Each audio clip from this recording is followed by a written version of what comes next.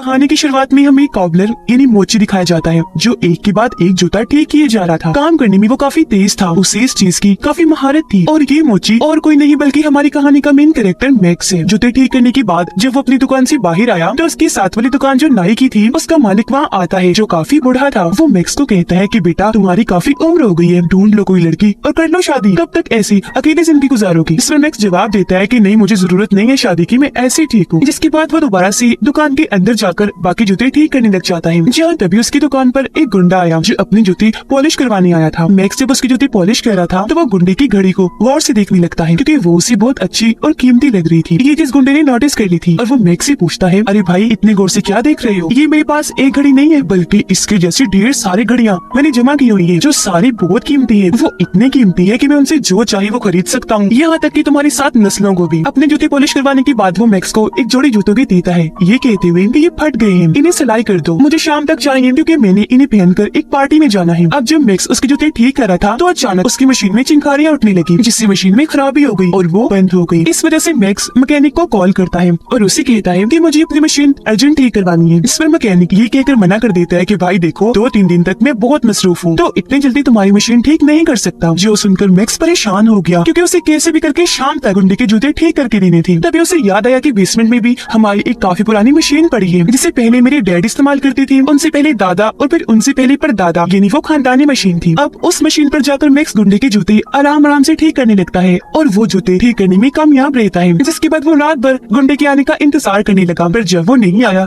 तो मैक्स जूतों का नंबर देखता है जो 10:30 था। वो सोचता है ये तो मेरा ही नंबर है, चलो पहन के देखता हूँ। अब जैसे उसने जूते पहने है वो ही गुंडे का रूप ले लेता है। जब उसने शीशे में देखा कि मैं गुंडा बन गया हूँ उसे झटका लगा। अब वो जैसे जूते उतारता है दोबारा से अपने रूप में वापिस आ जाता है। फिर वो जाकर दुकान बंद करता है। वापिस आकर उसने दोबारा जैसे जूते पहने वो फिर से गुंडा बन जाता है। चौंक कर एक जगह पर बैठ गया। उसे कुछ समझ नहीं आ रही थी कि आखिर ये मेरे साथ हो क्या रहा है। वो 10:30 नंबर के और जूते ढूंढता है जो उसे मिल भी जाते हैं, लेकिन जब उसने पहने तो उसका रूप नहीं बदला। अब की बार वो हैरान रह गया ये सोचकर कि ये क्या हुआ, अब मैंने ऐसा क्या कर दिया जो जूते पहने से भी मेरा भेस नहीं बदला। उसने जब जहन पर जोर डाला तो उसे याद आया, ओ हाँ मैंने गुंडे के जूते अपनी मशीन से नहीं बल्कि उस पुरानी मशीन से सिलाई किए थे, तो शायद उसमें ही कोई जादू है। इसीलिए अब वो किसी और के जूते उसी मशीन से ठीक करता है। टांके लगाकर उसने जैसे जूते पहने वो अब सच में जूतों के मालिक का भेस ले लेता है। जिसके बाद वो कई सारे जूतों को टांके लगाकर उन्हें पहन कर देखता है क्योंकि जब भी उसका रूप बदलता था उसे बहुत मजा आ रहा था। ऐसा लग रहा था जैसे किसी छोटे बच्चे के हाथ में कोई अनोखा खिलौना लग गया हो। वो गलती से एक बूढ़े आदमी के जूते पहन लेता है जिसका चेहरा जख्मी डरावना था। ये रूप लेकर वो जैसे शीशे में देखता है डर की वजह से उसकी तो हालत ही खराब हो जाती है। अब ना जाने उसके दिमाग में क्या आता है, वो एक लड़की की हाई हील्स वाला जूता उठा लेता है। उन्हें टांके लगाकर जब पहनता है तो वो उसी औरत का रूप ले लेता है जो औरत जवान नहीं थी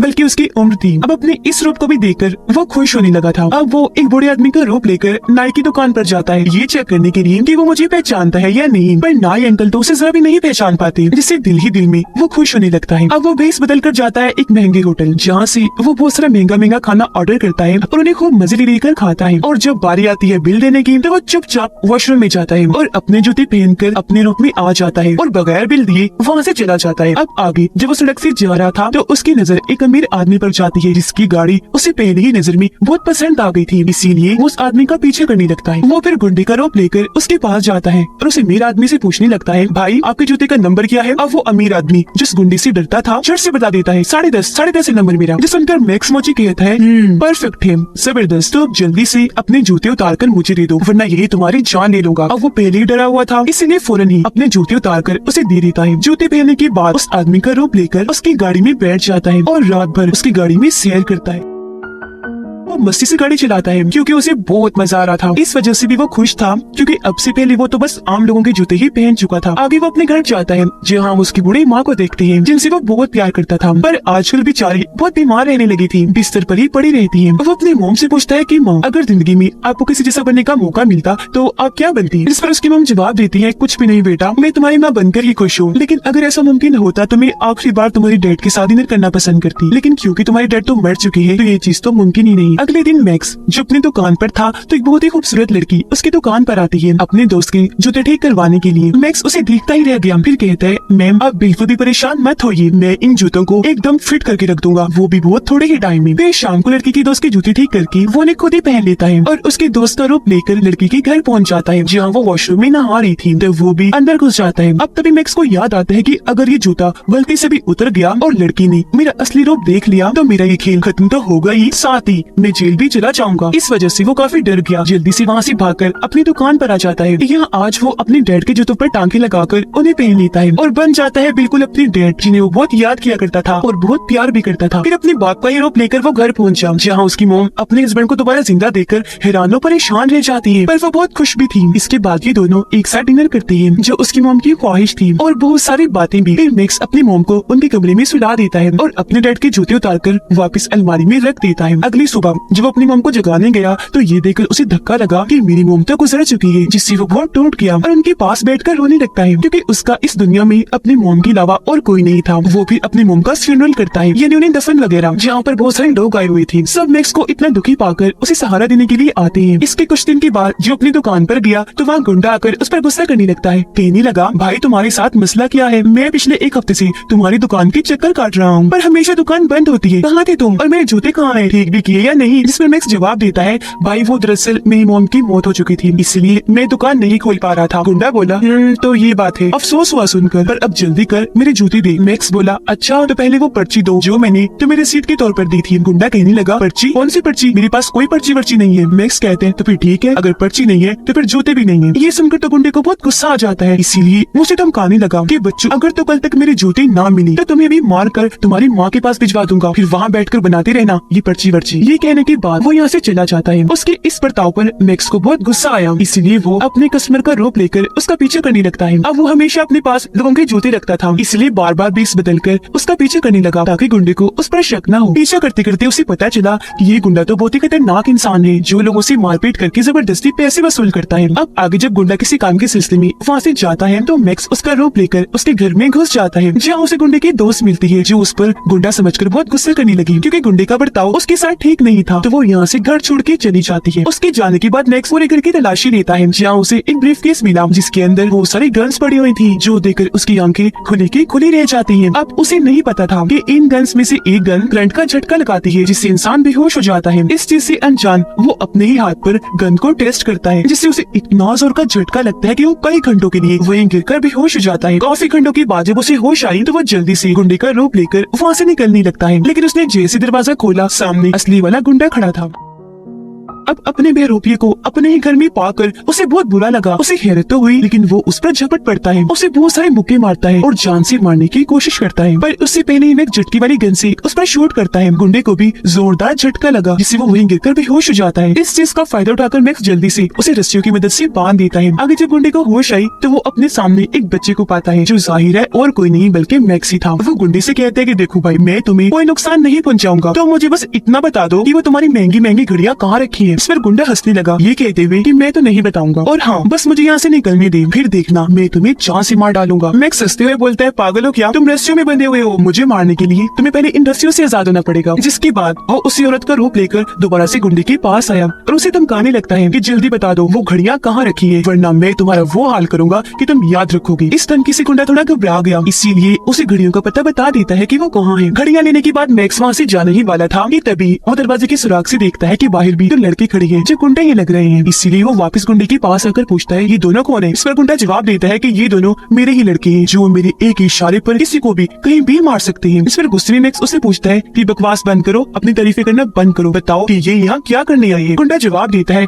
वो दरअसल हमें किसी को मारने का कॉन्ट्रैक्ट मिला है तो उसके एडवांस पैसे लेने हमने जाना है, तो ये लोग बस मुझे लेने ही आए हैं। हैरान होते हुए मैक्स पूछता है पैसे, कितने एडवांस पैसे। गुंडे ने जवाब दिया $50,000। अब इतने सारे पैसों का सुनकर मैक्स तो खुशी से झूम उठता है, उसकी तो जैसे लॉटरी ये लग गई थी, क्योंकि इतनी बड़ी रकम उसने आज से पहले कभी देखी भी नहीं थी। इसीलिए वो झटकी वाली गन से दोबारा से गुंडे को बेहोश करता है और उसका रोप लेकर उन लोगों के साथ चला जाता है। एडवांस पैसे लेने के लिए वो उसे इस शहर की सबसे अमीर शख्स के घर ले जाते हैं, जहाँ उसकी मुलाकात एक औरत से होती है जिसका नाम ग्रीन बेल्ट था। वो उसे $50,000 देकर कहती है, ये लो एडवांस पेमेंट, बाकी काम होने के बाद अगर कोई गड़बड़ ना हुई तो। ये पैसे लेने के बाद वो औरत का रोप लेकर दोबारा से गुंडे के घर जाता है घड़ियां लेने के लिए। पर जब वो घर आया तब तक गुंडा खुद को रस्सियों से छुड़वा लेता है। अब इसने जैसे दरवाजा खोला वो इस पर गन तान के खड़ा हो जाता है, फिर इस पर झपट कर जमीन पर गिराकर मारने की कोशिश करने लगता है। इस दौरान मैक्स खुद को बचाने के लिए बार बार अपने पैर जमीन पर पटक रहा था, जिससे उसका एक जूता निकल गया और बस ऐसा होते ही वो अपने असली रूप में आ जाता है। इसे देखकर गुंडा एकदम हैरान रह गया, उसे झटका लगा, ओ ये क्या। पर जब मैक्स ने वहाँ से भागने की कोशिश की तो गुंडा उसे दोबारा से पकड़ लेता है और फिर से मारने की कोशिश करने लगा। पर खुद को छुड़वाने के लिए मैक्स अपनी सैंडल की हाई हील से उस पर हमला करता है। हाई हील गुंडे की गर्दन में घुस गई, जिससे वो वहीं गिर गया। उसका गला फट गया था, जिसमें से बहुत सारा खून आने लगा और यहीं पर गुंडे की मौत हो जाती है। अब ये देखकर मैक्स काफी परेशान रह गया। वो डर भी गया था, क्योंकि आज से पहले उसने इतना बड़ा गुनाह नहीं किया था। वो वहाँ से भाग जाता है। घबराहट में घड़ियां पैसे भी वहीं भूल गया था। घर जब आया तभी उसे सुकून नहीं आ रहा था, उसे दुख हो रहा था। इसीलिए खुद को इस चीज की सजा देने के लिए वो पुलिस स्टेशन पहुंचा, जहाँ पर वो ऑफिसर्स को सारी बात बताकर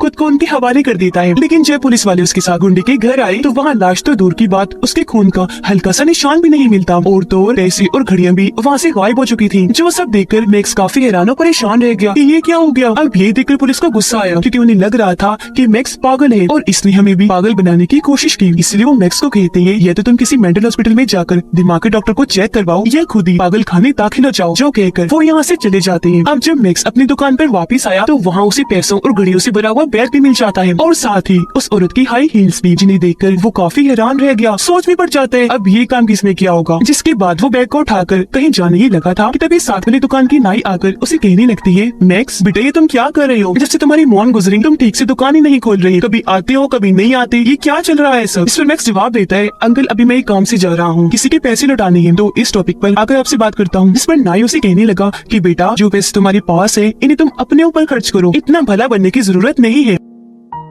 अब मैक्स को उसकी बात की समझ नहीं आई कि आखिर वो कहना क्या चाह रही है, और क्योंकि वो भला इंसान था तो किसी के पैसे भी नहीं रख सकता था, इसीलिए नाई की बात सुने बगैर ही वो पैसे लौटाने चला जाता है। वो औरत का ही रूप लेकर ग्रीन बेल्ट के पास पहुंचा और उसे कहने लगा कि वो गुंडा आपका काम नहीं कर सकता, उसकी तरफ से मैं आया हूँ, तो लीजिए अपने पैसे वापिस। ये सुनकर ग्रीन बेल्ट कहती है कि मेरे लिए ये पैसे कोई मायने नहीं रखते, मुझे तो बस अपना काम चाहिए। जो कहने के बाद वो अपने आदमी को घेरकर मैक्स पर हमला करवा देती है। उन्होंने मैक्स को मारकर बेहोश कर दिया और ये उसे अगवा कर लेती है। फिर जब दो लोग उसे अगवा करके ले जा रहे थे तो वो जूते बदलकर उस बुढ़े आदमी के जूते पहन लेता है, जो डरावना सा था, जिसके चेहरे पर निशान थी। उसका रूप लेकर ये दोनों को डरा देता है और क्योंकि चेहरा सच में बहुत अजीब था तो वो दोनों लोग डर जाते हैं। उनके गाड़ी पर से ध्यान हट गया, जिससे एक्सीडेंट हो जाता है। इसमें वो दो लोग तो जख्मी हो गए थे, पर मैक्स बड़े ही अंदाज से गाड़ी से उतरता है और वहाँ से चला जाता है। अगली सुबह अपनी दुकान पर बैठकर वो जब कोल्ड ड्रिंक पी रहा था तो वो गलती से वहाँ गिर जाती है। जब उसका ध्यान इस तरफ गया तो उसके हाथ एक कागज लगता है, जो एक पोस्टर था, जो उसे एक लड़की ने दिया था, जो एक जगह पर वर्कर थी और वो एक बूढ़े आदमी को बचाना चाहती थी, क्योंकि कुछ लोग जबरदस्ती उस बूढ़े आदमी से उसका घर खाली करवाना चाहती थी। पोस्टर को देखकर मैक्स को याद आया कि यही वो बूढ़ा आदमी है जिसे ग्रीन बेल्ट गुंडे के हाथ मरवाना चाहती थी। इसीलिए मैक्स अगले ही दिन उस वर्कर लड़की से मिलता है और उसे इस सब के बारे में बता देता है। तो ये दोनों जल्दी से उस बूढ़े आदमी के पास पहुंचे उसे इस सब के बारे में आगाह करने के लिए। वो बूढ़ा आदमी इन्हें अंदर बुलाता है, कहने लगा कि तुम दोनों का बहुत बहुत शुक्रिया, अच्छा किया जो तुमने मुझे बता दिया कि कुछ लोग मुझे मारना चाहते हैं, लेकिन हाँ कुछ भी हो जाए मैं ये घर खाली करने वाला नहीं हूँ, क्योंकि मैं यही पला बड़ा हूँ। इस घर में मेरी यादें हैं, तो मरूंगा भी मैं इधर ही। अब मैक्स को एक आइडिया आता है।